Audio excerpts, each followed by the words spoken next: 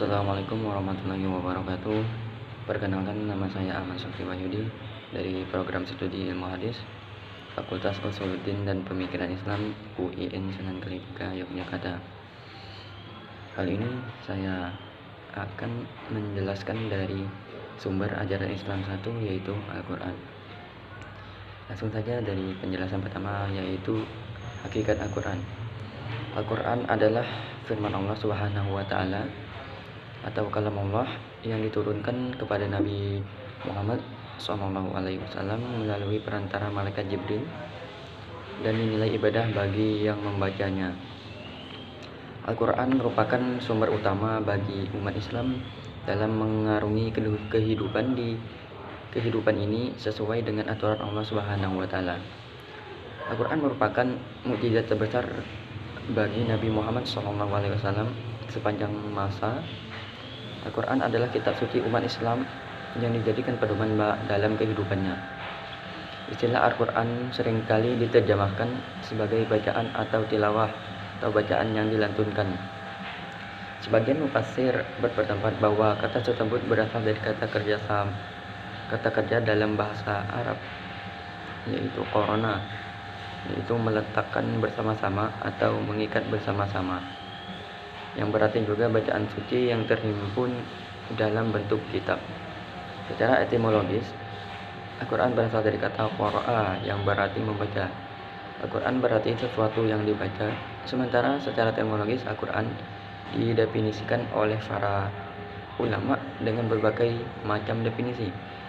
Secara umum, para ulama mendefinisi Al-Quran sebagai firman Allah Subhanahu wa Ta'ala yang diturunkan kepada Nabi Muhammad SAW melalui perantara malaikat Jibril dengan berbahasa Arab yang dijamin kebenaran isinya dan menjadi hujjah dan mukjizat bagi Rasulullah SAW sebagai sumber aturan dan petunjuk bagi seluruh umat manusia. Dinilai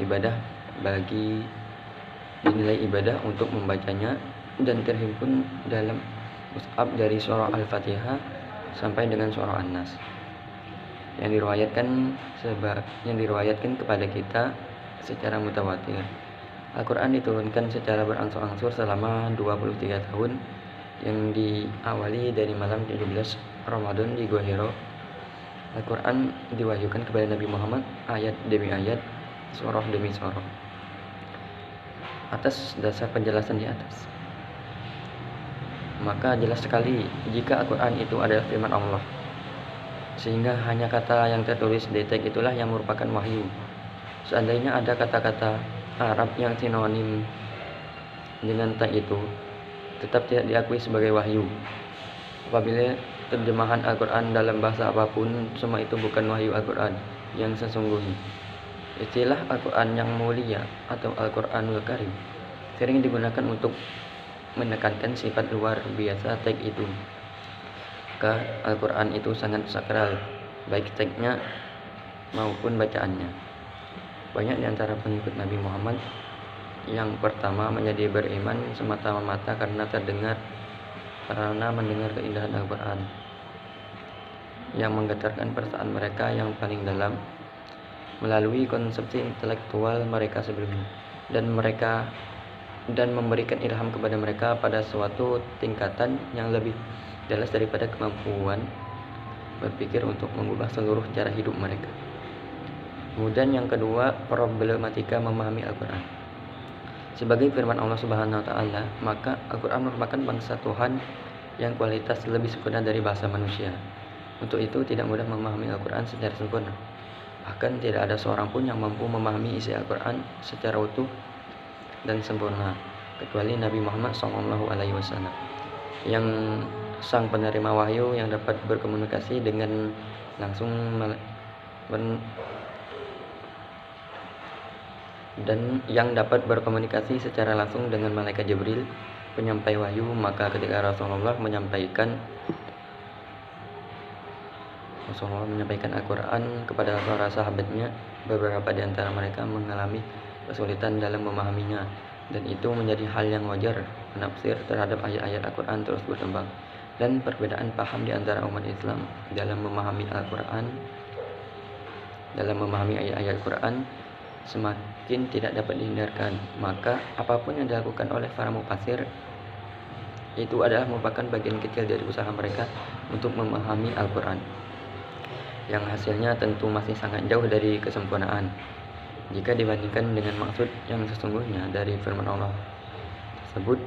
Sementara itu, di sisi lain ditemukan pula metode penafsiran Al-Quran yang beragam, di mana secara garis besar dapat dibagi menjadi dua bagian, yaitu corak maksur atau riwayat dan corak penalaran. Corak penalaran ini dibagi menjadi 4, yaitu tahlili, ijmali, muqarin, maudu'i.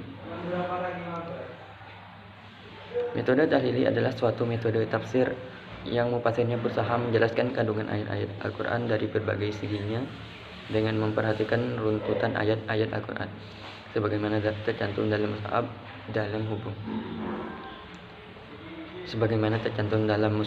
dalam hubungan ini. Mufassir memulai tafsirnya dari ayat ke ayat berikutnya atau dari surat ke surat berikutnya dengan mengikuti urutan ayat atau surat sesuai dengan yang termaktub dalam mushaf. Metode ijmali adalah cara menafsirkan ayat-ayat Al-Quran sesuai dengan Al-Quran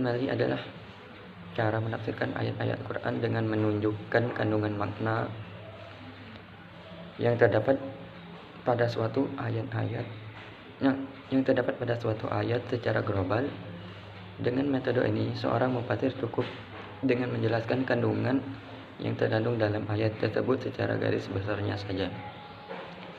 Metode muqarin adalah metode tafsir yang dilakukan dengan cara membandingkan ayat Al-Quran yang satu dengan lainnya, yaitu ayat-ayat yang mempunyai kemiripan redaksi dalam dua kasus yang berbeda atau yang memiliki redaksi yang berbeda untuk masalah atau kasus yang sama atau diduga sama, atau membandingkan ayat-ayat Al-Quran dengan hadis Nabi yang tampak bertentangan, serta membandingkan pendapat-pendapat ulama tafsir menyangkut penafsiran Al-Quran.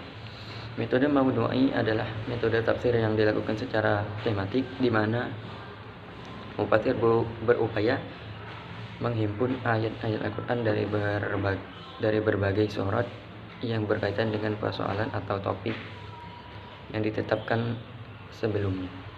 Kemudian yang ketiga metode studi Al-Quran. Sesungguhnya berbicara tentang Al-Quran adalah berbicara tentang teks suci.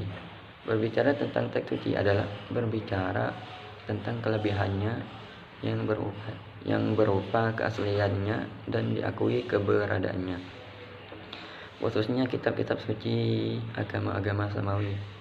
Studi tentang kitab suci membutuhkan studi dokumen dan konteks historis di mana kitab suci itu berada. Perhatian utamanya adalah untuk menetapkan teks yang asli, belum tercemar, merekonstruksi proses penyusunan teks, menganalisis teks demi informasi historis kontemporer, dan meneliti gagasan kunci dalam teks serta menelusuri sumber-sumbernya. Di bawah dominasi kebisuan kata tercetak secara massal, umat Islam berpikiran bahwa buku adalah gudang kata-kata, data, dan gagasan-gagasan tertulis, sehingga mereka memandangnya sebagai objek yang jauh lebih penting daripada teks-teks yang hidup dan diucapkan. Maka makna kitab suci adalah sesuatu yang dihidupkan dan dijadikan sebagai pegangan hidup manusia. Adapun signifikansi etimologis dan harfiahnya, kitab suci adalah petunjuk yang paling hidup, di mana ia hidup sebagai realitas oral dan aural serta vokal. Mungkin ini yang dapat saya sampaikan dari penjelasan sumber ajaran Islam satu, yaitu Al-Quran. Kurang lebihnya saya mohon maaf. Wassalamualaikum warahmatullahi wabarakatuh.